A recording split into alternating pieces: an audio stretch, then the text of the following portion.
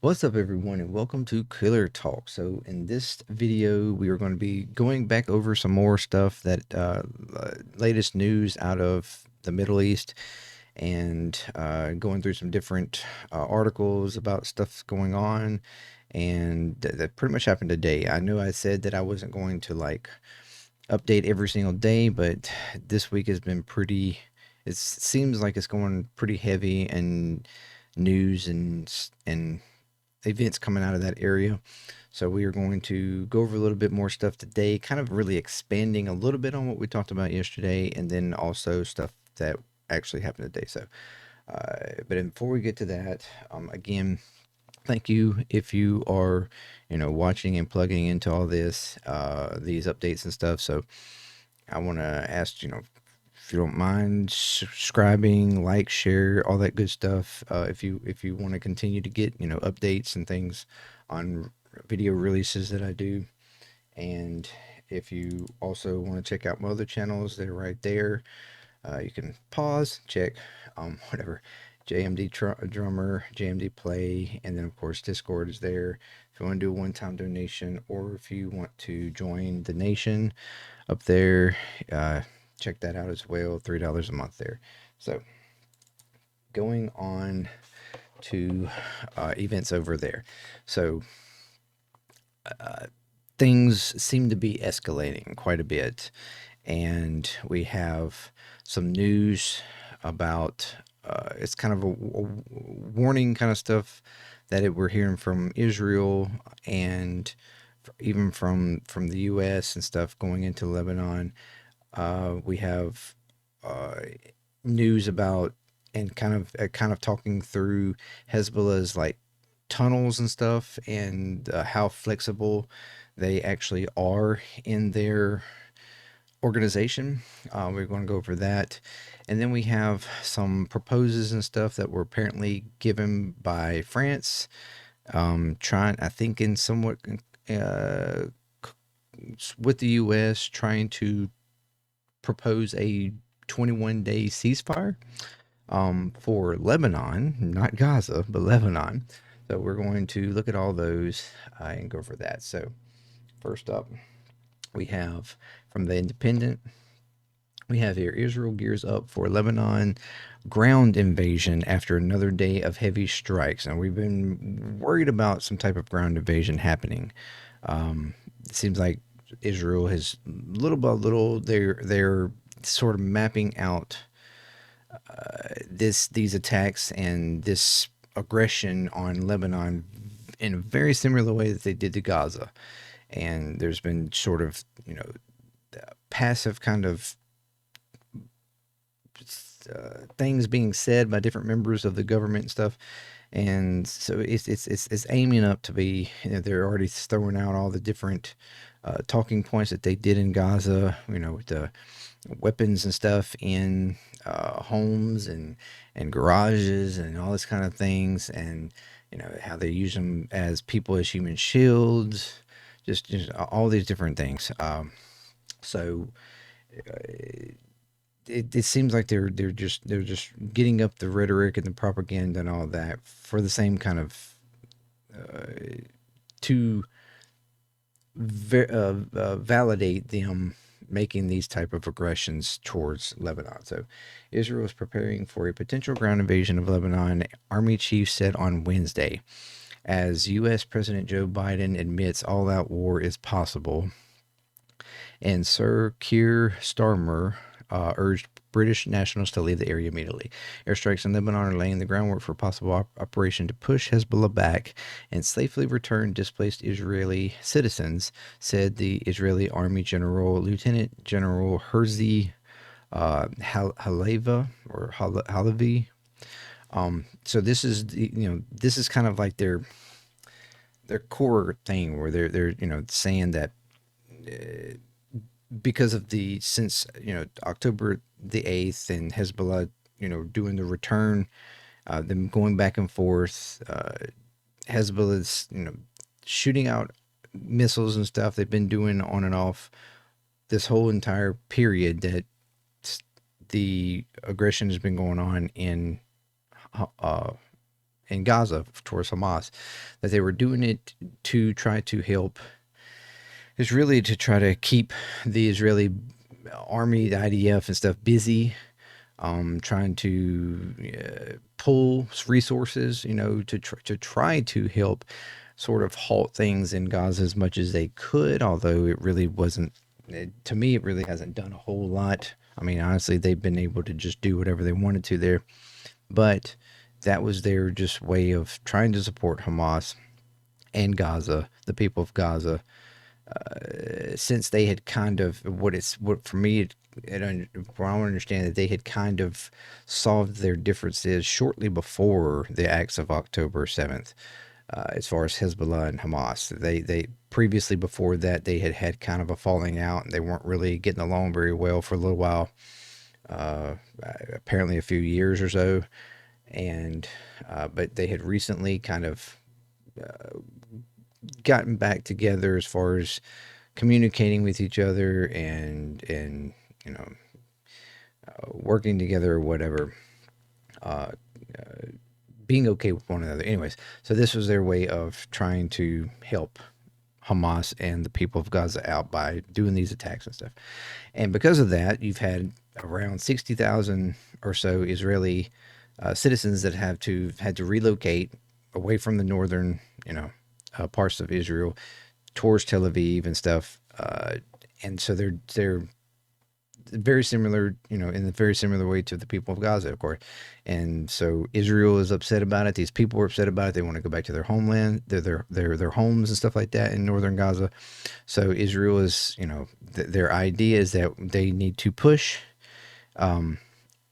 into Lebanon, into Hezbollah, and push them back, clear them out, and allow for safe passage for their people to go back to their homes. Okay.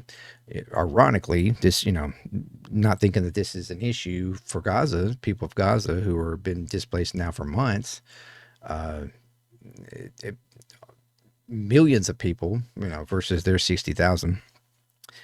And so, this, but what's good for one apparently is not good for the other.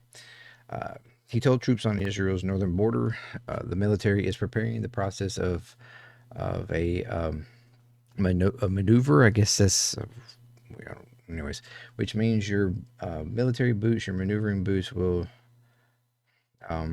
enter enemy territory, enter villages that Hezbollah has prepared as large military outposts. It came as tensions escalated further that Hezbollah launched its deepest strike yet in Israel, targeting Tel Aviv. So yeah, a couple of days ago, they shot after the pager issue. That's really poorly described there. Basically, a terrorist attack that Israel did on Hezbollah and Lebanon with the pagers and the walkie-talkies and stuff, had an explosives in them. Those exploded, hurting thousands of people and killing quite a bit also. And in response to that, they've shot several missiles, but then one of them particularly was shot and targeted towards Tel Aviv. Of course, the Iron Dome has pretty much taken care of all of those, as it does with pretty much all missiles that are shot at Israel. I mean, Israel never really actually takes much of any damage, and certainly not any casualties, where everything that Israel pumps out, and they usually shoot out many times more than what is shot at them. It's just something that's not often expressed, that where Hezbollah might shoot hundreds of rockets or something, Israel is shooting 2-3 times that much back at them. I mean, they always way overdo whatever's coming at them, and whatever's coming at them never does hardly any damage, or certainly not really any casualties. But then again, everything that they shoot off makes contact, creates damage, creates casualties and everything. So it's the balance is clearly in Gaza has not been warranted, and certainly even here is not really warranted, in my opinion. Following a day of heavy cross-border strikes with Hezbollah firing dozens of projectiles into Israel, Lieutenant General Halevi's statement was the strongest yet that Israel troops could move in. This is an image out of Beirut. The intensified violence has led to hundreds of deaths in Lebanon, forcing hundreds of thousands of Israelis in the north to huddle in air raid shelters and prompted the displacement of 90,000 Lebanese people from their homes. The Prime Minister renewed his call for British nationals to get out while commercial flights are available, although most of those have been canceled or sold out and leaving them stranded. The time to leave is now, he said. If Israel bombs Lebanon's only commercial airport in Beirut, as it did in 2006 war against Hezbollah, that was the last time that Israel and Hezbollah had like a major war breakout, was in 2006. It would sever the only means of escape. Britons in Lebanon have told The Independent how they are considering routes out of Syria as they have no other means of escaping. Yeah, this is a Rita Casas, 48, as a UK spouse. Visa and lives in London, but she was taking care of a relative in Lebanon. I'm not trying to panic, but I have called the embassy and they said there are no plans. She continued, I have to search online yesterday, and the only alternative flight was a business class flight for $4,600 to Dubai, and I would then need to book another flight to London. It's just it's a bunch of havoc trying to get out for anybody really that can. President Biden said on Wednesday he remains hopeful a way can be found to prevent further bloodshed, but acknowledges all-out war is still possible.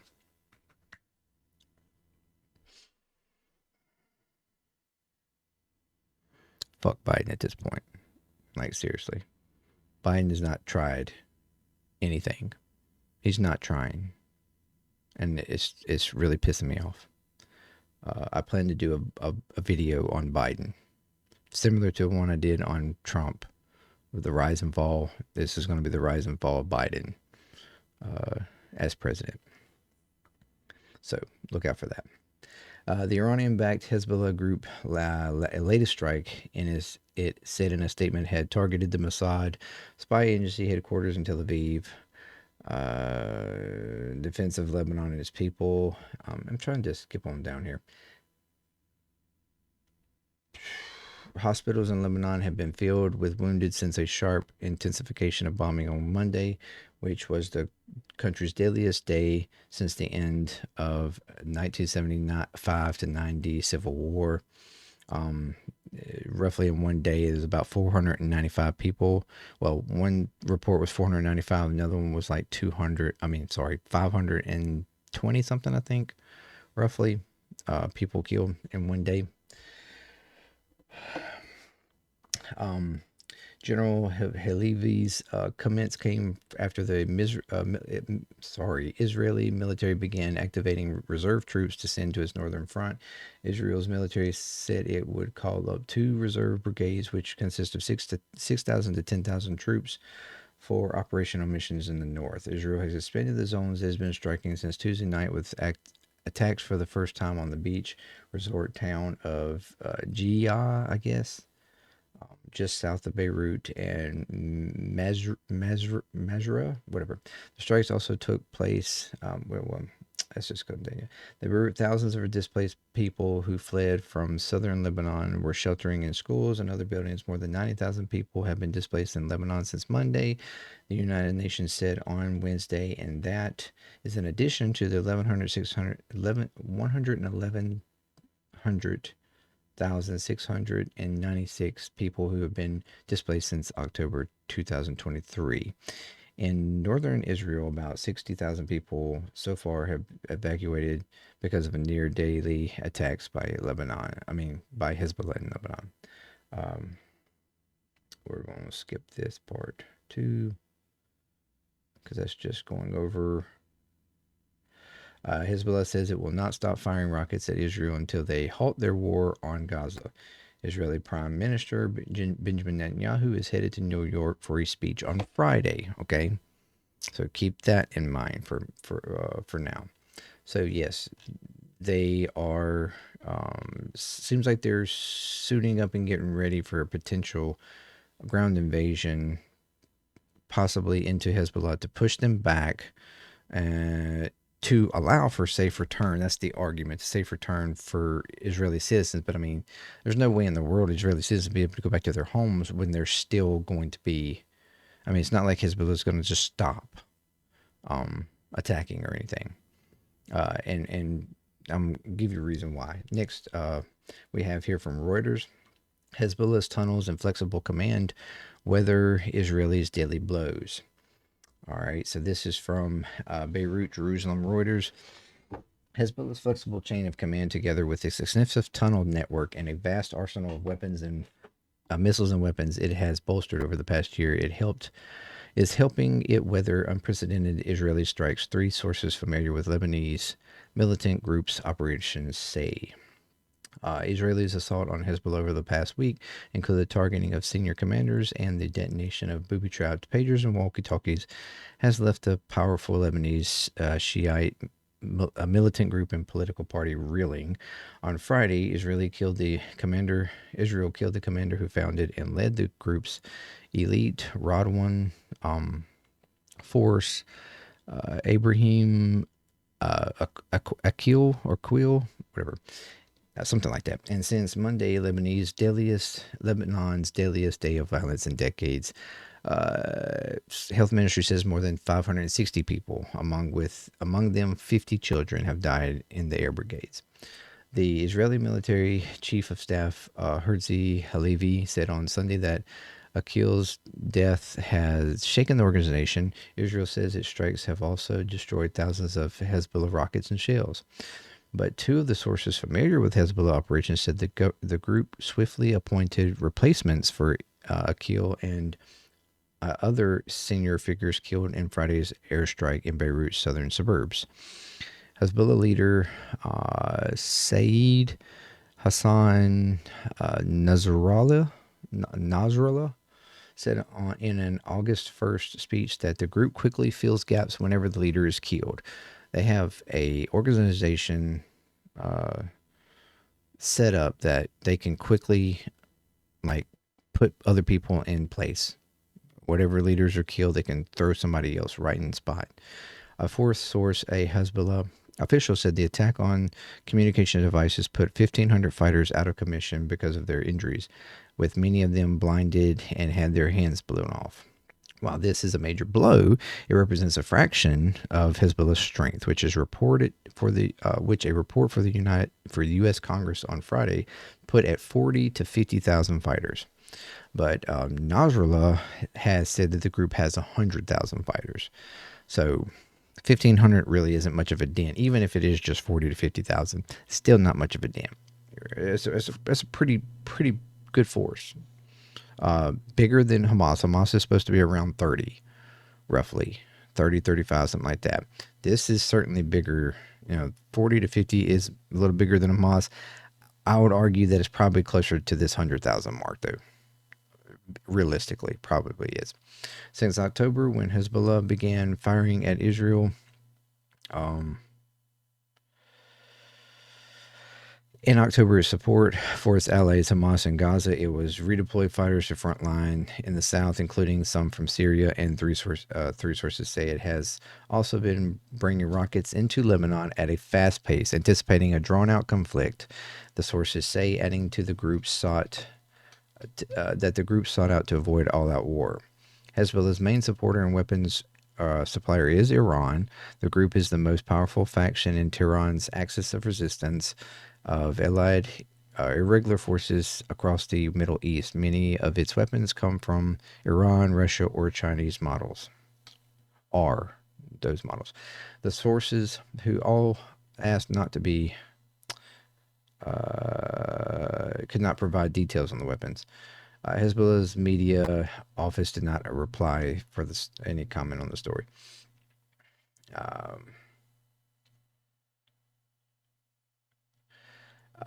Andreas Krieg, whatever, a senior lecturer at the School of Security Studies at King's College London, said that while Hezbollah operations have been disrupted for the past week's attacks, the group's networked organizational structure helped make it an extremely resilient force. This is the most formidable enemy Israel has ever faced on the battlefield, not because of numbers and tech, but in terms of resilience.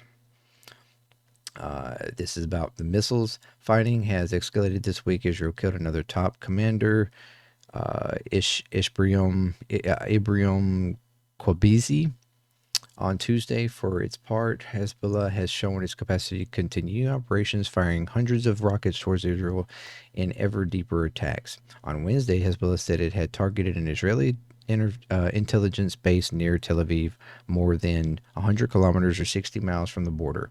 Warning sirens sounded in Tel Aviv as a single surface-to-surface missile was intercepted by air defense systems.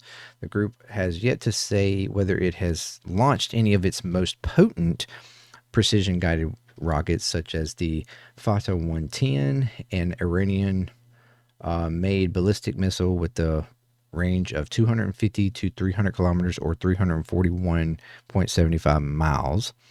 Hezbollah's Fatah 110 have a 450 to 500 kilogram warhead, according to a 2018 paper published by the Center of Strategic and International Studies in Washington.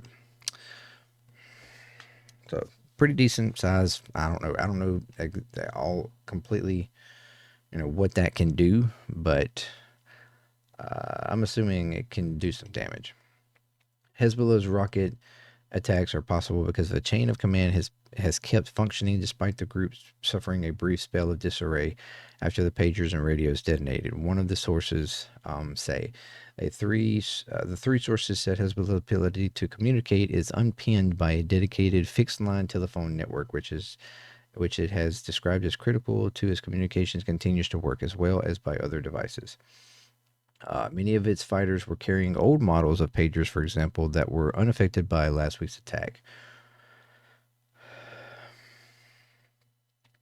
Reuters could not independently verify that information. Most inquiries from the exploding pagers were in Beirut, far from the front. Hezbollah stepped up to use the pagers after banning its fighters from using. We already know. Yeah, they were banning the cell phones because they were trying to prevent electronic hacks from Israel. So they got rid of the cell phones where they were using these pagers, but they didn't know, of course, that Israel had gotten into the supply line and basically booby-trapped the pagers and walkie-talkies and stuff, and that's what set them off. In the chain of command breaks, frontline fighters are trained to operate in small, independent clusters comprised of a few villages near the border, capable of fighting Israeli forces for long periods, the senior source added. This is precisely what happened in 2006 during the last war between Hezbollah and Israel, when the group's fighters held out for weeks, some in frontline villages invaded by Israel. Israel says it has escalated attacks to downgrade Hezbollah's capabilities and make it safe for tens of thousands of displacement Israelis to return to their homes near the Lebanon border, but which they fled when Hezbollah began firing rockets on October 8th. Prime Minister Netanyahu government has said it prefers to reach a negotiation agreement that would see Hezbollah withdraw from the border regions, but stands ready to continue its bombing campaign if Hezbollah refuses, and does not rule out any material options. Hezbollah resilience means the fighting has raised fears of protracted war that could suck in the U.S., Israel's closest allies, and Iran, especially if Israel launches and gets bogged down in a ground offensive in southern Lebanon. Iran's president warned on Monday an irreversible consequences of a full-blown war in the Middle East. A U.S. State Department official said Washington disagreed with Israeli strategy of escalation and sought to reduce tensions. Do they? Underground arsenal, and what this is a lot of good information, and I just want to go over. This is really hammering in on the capabilities of Hezbollah. In what two of the sources said was an indication of how well some Hezbollah's weapons are hidden. On Sunday, rockets were launched from an area of southern Lebanon that had been targeted by Israel shortly before, the two sources said. Hezbollah is believed to have an underground arsenal, and last month published footage that appeared to show its fighters driving trucks with rocket launchers through tunnels. The sources did not specify if the rockets fired on Sunday were launched from underground. So they have a underground system of tunnels and stuff that they have created and built since 2006. Uh, and the main difference, it goes on to say in here, like the main, well, we'll get to that in a second.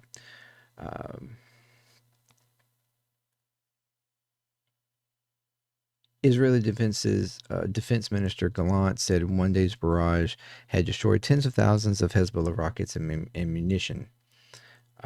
They say that the Israeli military said long-range cruise missiles, rockets with warheads capable of carrying 100 kilograms of explosive, short-range rockets and explosive UAVs were all struck on Monday, and Reuters said they couldn't independently verify those claims, which is kind of weird because, I mean, for me, it's like if you actually targeted and destroyed tens of thousands of rockets and munition, I feel like the possibility of the explosions would have been much greater. I don't know. Maybe I'm wrong on that. Boaz Shapira, a researcher at Alma, an Israeli think tank that specializes in Hezbollah, said Israel had yet to target strategic sites such as long-range missiles and drone sites. I don't think we are anywhere near finishing this. Hezbollah's arsenal is believed to comprise some 150,000 rockets, and the U.S. Congress report said. Krieg, which we talked about before, said its most powerful long-range ballistic missiles were kept below ground. Hezbollah has spent years building a tunnel network that, by Israel's estimates, extends for hundreds of kilometers. The Israeli military said Monday's air attacks hit Hezbollah missile launch sites hidden under homes in southern Lebanon. Hezbollah has said it does not place military infrastructure near civilians. Hezbollah has issued no statement on the impact of the strikes. So the tunnels. The group's arsenal and tunnels have expanded since 2006, especially precision-guided systems. Leader Nasrallah has said Hezbollah officials have said the group has used a small part of the arsenal in fighting over the past year. Israeli officials, not to mention, they've already stated that we saw, I guess it was in the last one, or maybe it was the beginning of this one, where they have been bringing in a lot of artillery and stuff over this period of time too, because they expected this to be a long time, a long drawn out thing.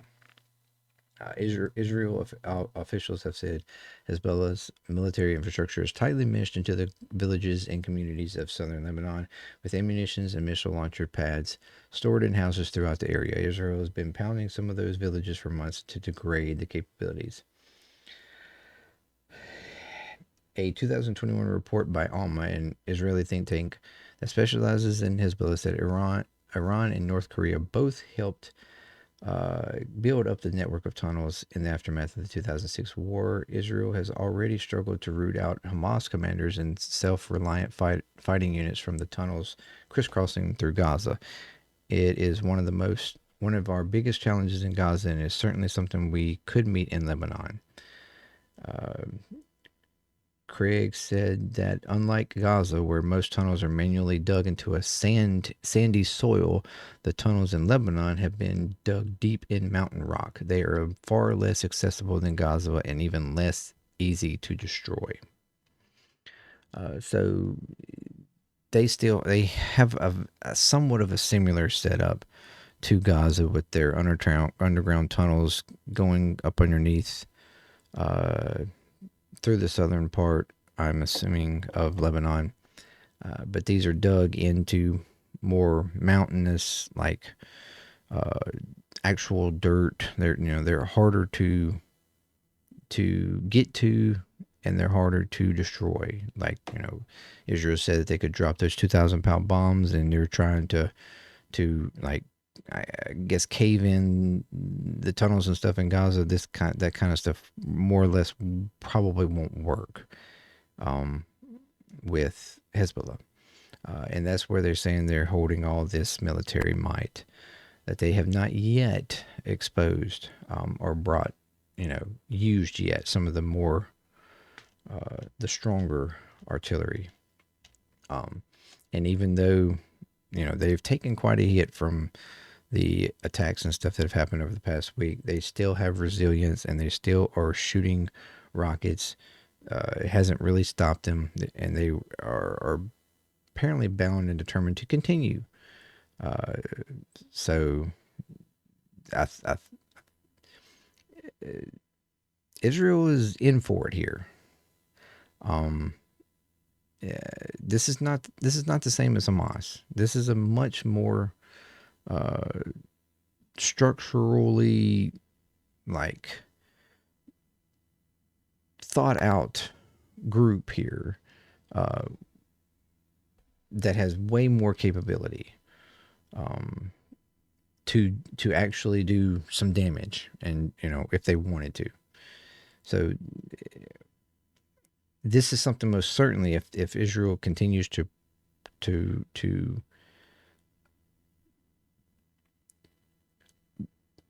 progress, and certainly if they do a ground invasion in, they're going to meet probably some pretty heavy fire and everything, and this is very well could potentially bring us into it, and that's something that I certainly don't want. You have, Biden and our, Defense Department, everything, talking about how they're, trying to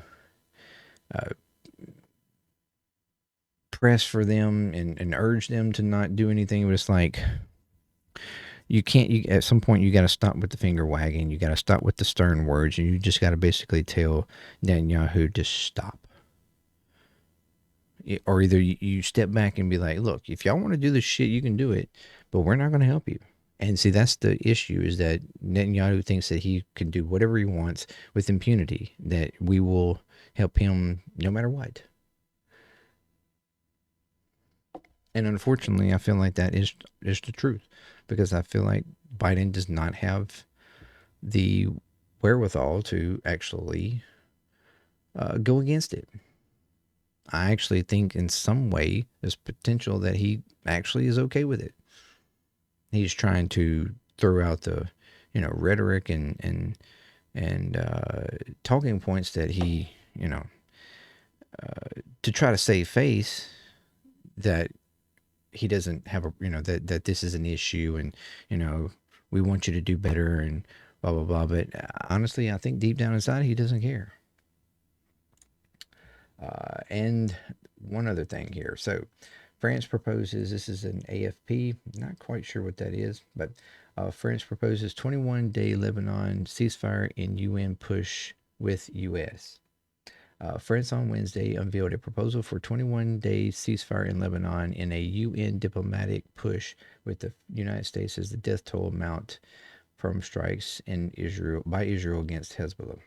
Shortly after talks in the United Nations between President Joe Biden and Emmanuel Macron, France outlined the proposal at an emergency Security Council session. French Foreign Minister Jean-Noel Barrot said that the two Western powers were proposing a truce of 21 days to allow for negotiations and more sustainable ceasefire. There has been important progress in the past few hours, Barrett said. We've been working since the start of the week in New York on a diplomatic solution with our American friends in particular. Okay, remember that I said in the first one where it stated that Netanyahu was headed to New York for a statement on Friday. I don't know if this ties into that they're... I don't know if this was like he was already planning. He probably may have already been planning to go to New York, so maybe they just don't have any connection at all. But this come up just today, so probably didn't have anything to do with it. but I'm assuming he's going to probably do his same spiel as he's been doing and argue why they need to do what they're doing and blah, blah, blah. But I wonder if this will come into play by Friday, and to what extent, because it goes on further to say UN Security General Antonio Guterres, something I don't know, urges an immediate ceasefire in Lebanon and warned hell is breaking loose. Israel said it welcomed diplomacy on Lebanon, but did not commit to a ceasefire, vowing to pursue its goals on degrading Hezbollah. We are grateful for all of those who are making a sincere effort with diplomacy to avoid escalation, to avoid a full war. Israel's envoy to the United Nations, Danny Danon, told reporters, but he added, we will use all means at our disposal in accordance with international law to achieve our aims. The violence comes after the failure to reach a ceasefire in Gaza, where Israel for nearly a year has been seeking to wipe out another Iranian ally, Hamas, which carried out deadly attacks on Israel. So, immediately, Israel is saying, we welcome diplomacy, but we are not going to do a ceasefire. Which is the same shit that they've been saying about Gaza. That they do not want a ceasefire. They want to continue to their aims of complete destruction of Hamas. Here, it's just flipped on Hezbollah. So they want a complete destruction of Hezbollah so they can achieve their aims in accordance with international law, which we've already found that they have not done in Gaza. More on that in a minute. Iranian Foreign Minister Abbas, I will screw that name up, warned that Tehran, which in recent weeks has held back on retaliatory strikes on Israel after attacks targeting Iranian interests, may no longer be restrained. The region is on the brink of a full-scale catastrophe. If unchecked, the world will face catastrophic consequences. Hezbollah holds powerful influence within long, turbulent Lebanon.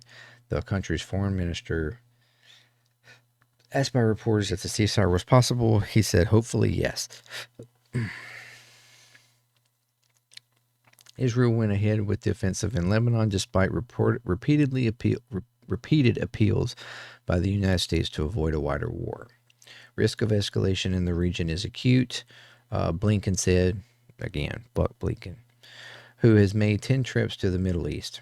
The best answer is diplomacy, and our coordinated efforts are vital to preventing further escalation and paving the path to greater peace and stability. He's full of shit. Israel and Hezbollah has been, okay, wait a minute.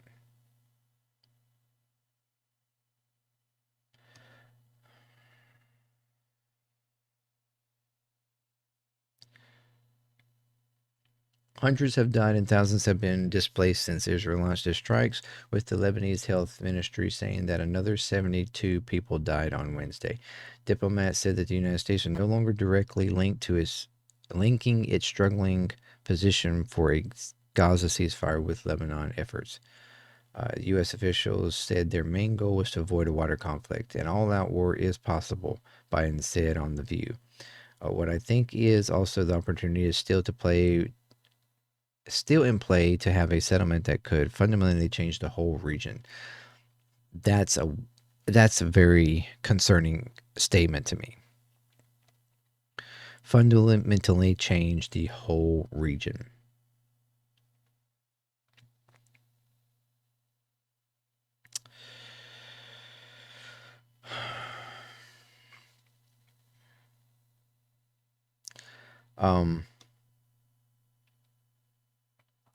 We also found out, I don't know if it was today or yesterday or here recently, we also found out that as early as back in, because we've had agencies doing investigations into the acts of Israel on Gaza around humanitarian aid and stuff like that. And we found out that even as far back as even May, that they had finished those reports and given those reports to our State Department, claiming that they were violating international law in humanitarian aid, not allowing it in and restricting it and all this kind of stuff. And basically, Biden and Blinken and the State Department ignored it, or basically just like disagreed with it. And that's when you remember back then is about when Blinken come out saying, that that they did not believe that, or there was no evidence that Israel was committing any type of international law, anything against the international law. And we had the UNRWA, thing come out, Israel claiming that they were part of Hamas and all this kind of stuff, which was, there was no connection there that was founded. Even UNRWA even let go of somewhere between 9 and 15 or so of its members just because of the claims, and that somehow they did have sort of family ties, but they were not actually directly tied to Hamas. But nevertheless, they released them, and we still, though, completely cut funding to them and everything, even though they are the largest, humanitarian aid group providing humanitarian aid to the people of Gaza. And they have been struggling ever since. There was a lot of countries that had cut their ties that did come back and start helping fund again, but it still wasn't enough, really, to allow them to get back to like full capacity like they were. And this is just an ongoing issue there with the humanitarian aid and what's continuing to go on in Gaza.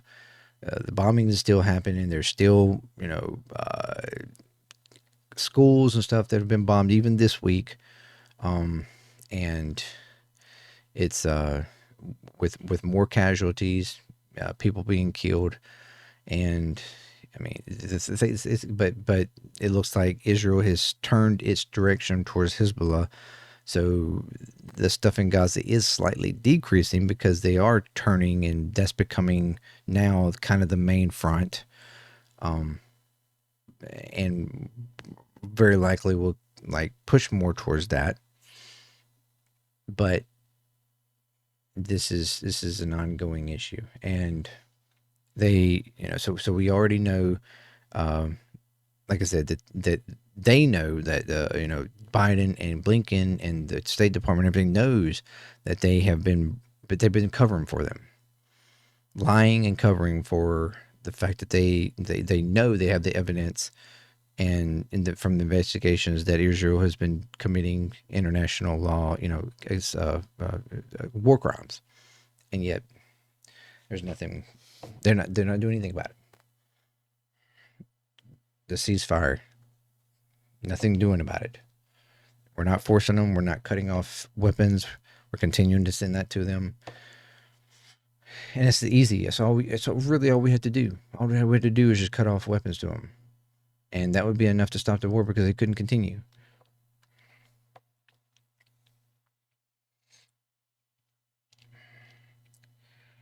This is kind of small and not really significant, but Israel was slapped with its first international sanction. It's just for a competition, from what I understand, a science competition. It gets banned from the top science competition. So the IOI, or the Olympiad in informatics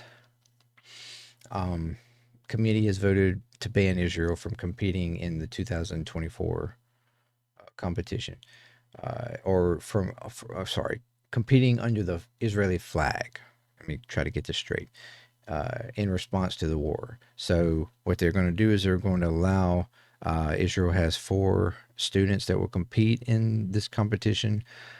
They will allow those students to compete, but they are banning them from competing under the Israeli flag. the participants cannot,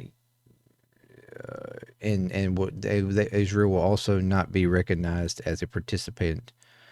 Israel will not be recognized as a participating delegation at IOI, but the 4 contestants from Israel may still participate under the IOI flag.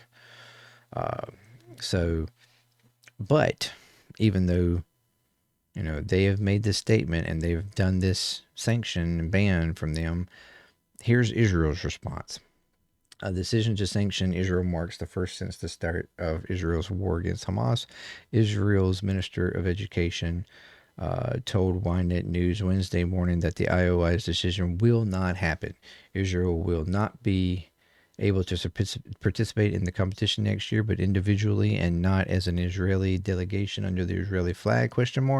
Not going to happen. The Israeli team will carry the Israeli flag proudly on the way to many more victories and international achievements. Nothing, this is a weird one. Nothing will not change this. I guess that's a weird translation. I'm assuming he says he's really supposed to mean nothing will change this. The ministry is examining. The ministry is examining in cooperation with the Ministry of Foreign Affairs decisive measures on the issue. So immediately Israel comes out, or its representative for this comes out saying, "Yeah, that's not going to happen. We don't care what you say. We're still going to carry our flag proudly, and we will be represented." They similarly did this against Russia and Belarus because of the invasion of Ukraine. I'm guessing last year, or maybe it was for this year. I don't know. Allowing their athletes to compete, but under the IOC and Paralympics flags. This was also a motion made by the French lawmakers for the Paris Olympics, but that was rejected. So this is, while, small and not really that significant, but it does show that there is starting to be some international, pushback, even for competitions and things like that, because of the Israeli actions on Gaza. So,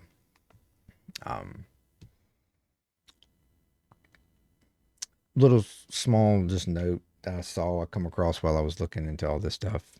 But it just shows, it continues to show that, Israel is on the international scene is just more and more becoming, an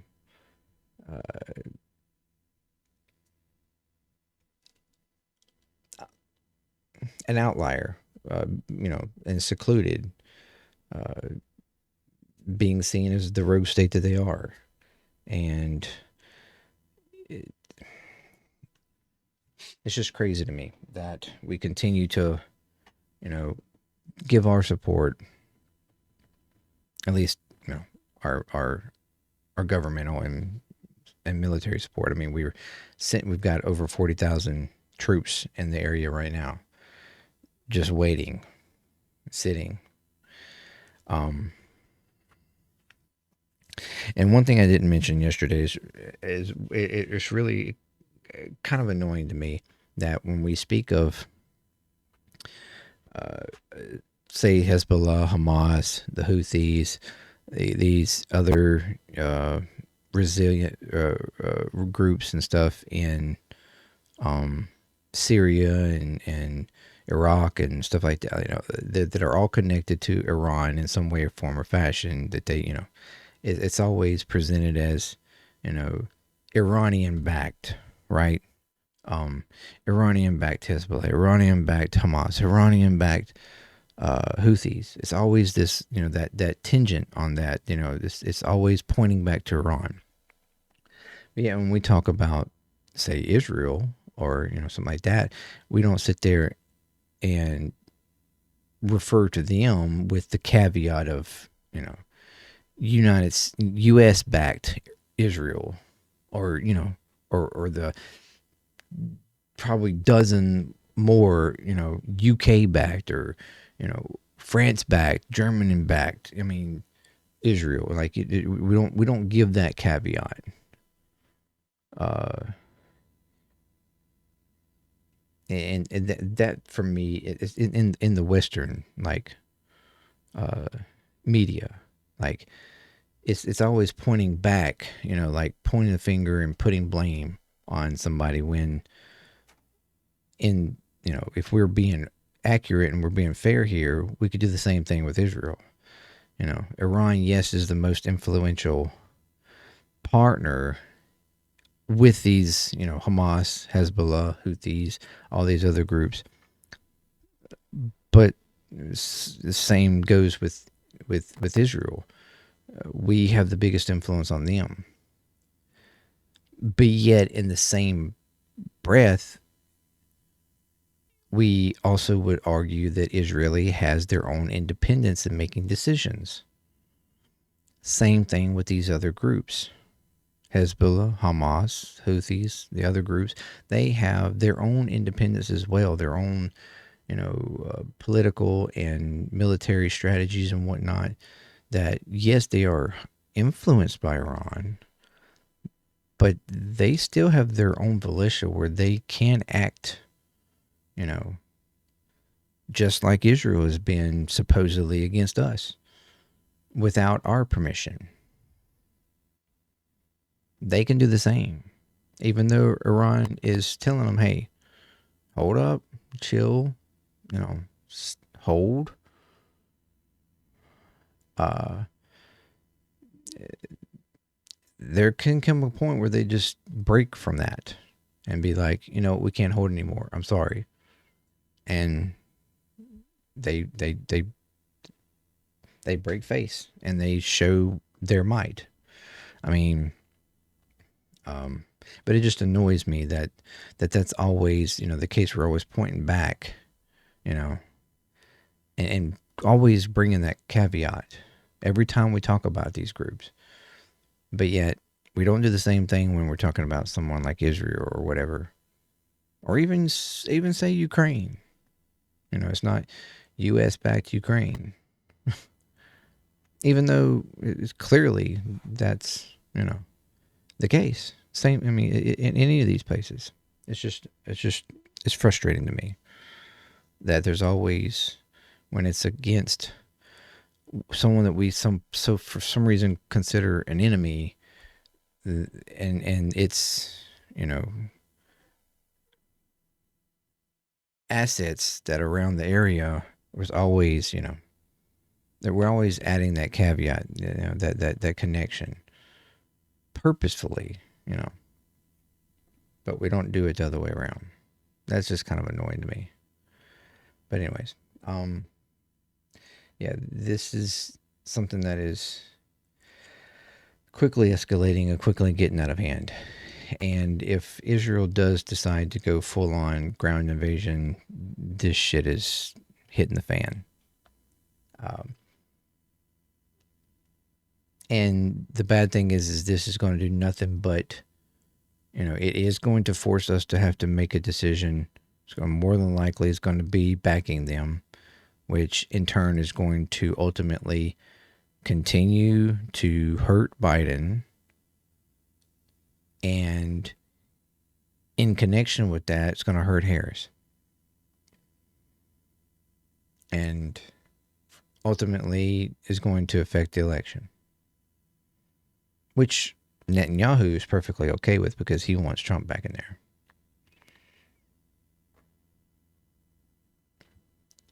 So, I mean, you could potentially argue that there's even that connection, that he's pressing this and causing this because he knows this is going to make Biden look bad, because he knows he's got Biden in his hands right now. But he knows it's also going to look bad here, that we are being pulled into a war that we, could have already stopped. But yeah, we're not.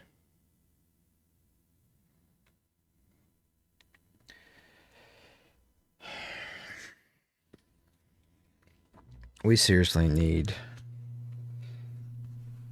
some So we need some bigger actors to get involved.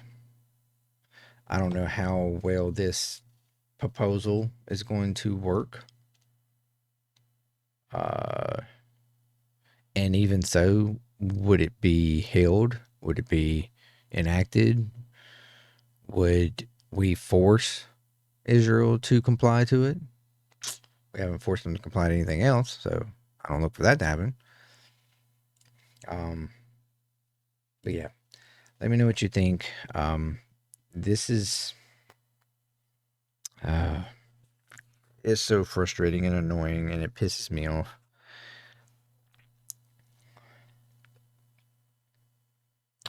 But as things continue to come, I will get on here and update you. So thank you very much for your time. I know this was a long video. If you've stayed through to now, thank you very much. You're awesome. Comment real one. How about that? And yeah, consider subscribing, like, share, all that good stuff. And until next time, I am ClearTalk. Peace out.